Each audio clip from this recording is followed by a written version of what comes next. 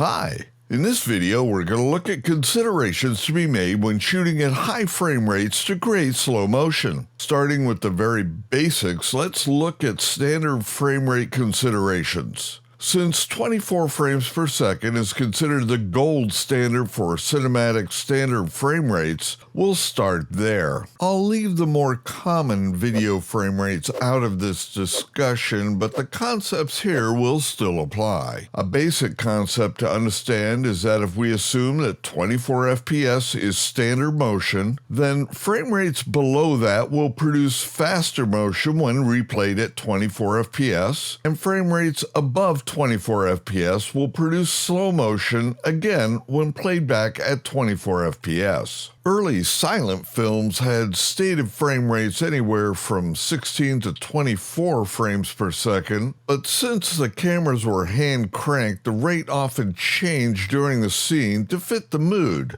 A chase sequence, for example, might have the frame rate slowed to speed up the motion. Silent film cameramen typically hummed a song to help them maintain a consistent frame rate as they hand crank the camera. Thomas Edison said that 46 frames per second was the minimum needed for the eye to perceive motion. Reality proved different, however. In the mid to late 20s, the frame rate for silent films increased to between 20 and 26 frames per second. When sound film was introduced in 1926, variations in film speed were no longer tolerated. While the human eye is much more tolerant of images that are of poor quality, the human ear is much less tolerant of changes in sound frequency. Many theaters had shown silent films at 22 to 26 frames per second, which is why the industry chose 24 frames per second for sound films as a compromise. From 1927 to 1930, as various studios updated equipment, the rate of 24 FPS became standard for 35mm sound film. Motion picture film cameras employ what is called a rotating disc shutter. This is a spinning half-circular piece of metal that alternates between exposing the frame and blocking the frame to advance to the next frame, and so on. This half circle is called a 180-degree shutter. At 24 frames per second, this creates a minimum shutter speed of 1/48th of a second.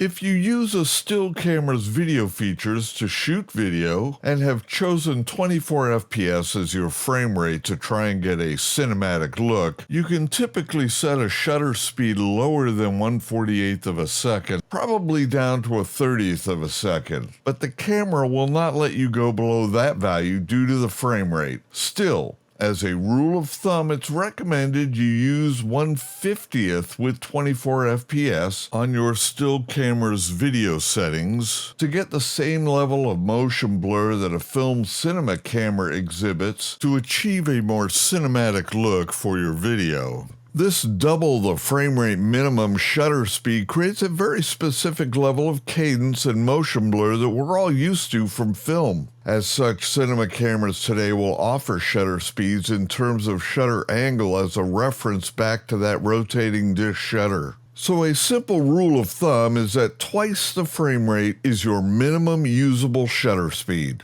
So, as we speed up our frame rate and our film is exposed to the light for shorter and shorter periods of time, that means we need more light.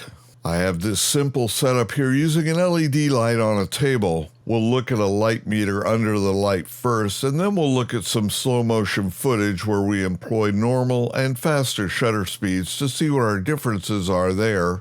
But first is the light intensity considerations. I have this meter lit for T8 at ISO 800, 24 frames per second. I can adjust the FPS on the meter to find out the light difference that we will see for various frames per second. At 30 FPS, we lost just about a half a stop of light at 5.6.6. At 48 FPS, or double our 24 FPS frame rate, we lose a full stop of light at 5.6.0. 60 FPS drops us about a third of a stop at 4.0.7, At 96 FPS, we get a full 2 stops of light loss from our 24 FPS starting point, and about another third of a stop at 120 frames per second. So as you double your frame rate, you need to add 1 stop of light for each doubling of the frame rate. Okay, let's look at motion blur.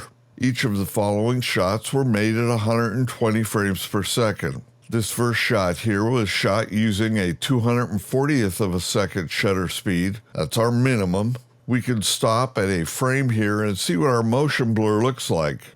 It should be the same as it would be at 24 frames per second with a 1/48th. However, motion blur in slow motion may not always be what you want for a given shot. You might want the shot to be very sharp so that small details are easily seen. Here's the same shot at 1/777th of a second. I'll again pause the video so you can see how much sharper the image is with the higher shutter speed, producing much less motion blur than the 240th of a second. In these instances, that increase in light levels that you set so you could shoot at say 120 FPS to begin with, now we'll need even more light.